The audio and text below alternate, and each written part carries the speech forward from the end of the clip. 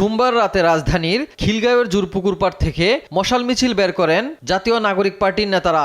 দাবি, দ্রুত সময়ের মধ্যে নিষিদ্ধ করতে হবে গণহত্যায় জড়িত আওয়ামী লীগকে। এ সময় দলটিকে এক সপ্তাহের মধ্যে বিচারের আওতায় আনার আলটিমেটাম দেন এনসিপি নেতারা।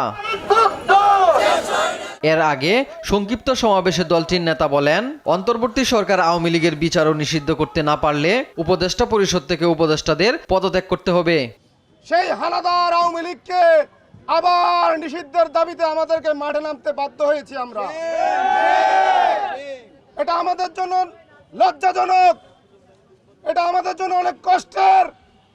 2000 শহীদের পরেও আমরা আজকে সরকারের কাছে দাবি জানাতে হচ্ছে আওয়ামী লীগ নিষিদ্ধে।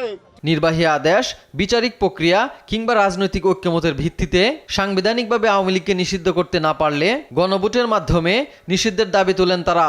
আপনাদেরকে আমরা বলবো, ব্যর্থতার দায় নিয়ে অবিলম্বে আপনারা উপদেষ্টা পরিষদ থেকে পদত্যাগ করুন। আর না হয় নির্বাহী আদেশে আওয়ামী লীগকে নিষিদ্ধ করুন। বিচারিক প্রক্রিয়ার মাধ্যমে আদালতে আবার আওয়ামী লীগকে নিষিদ্ধ করুন। তারপর রাজনৈতিক ঐক্যমত্যের ভিত্তিতে সাংবিধানিকভাবে আওয়ামী লীগকে নিষিদ্ধ করুন।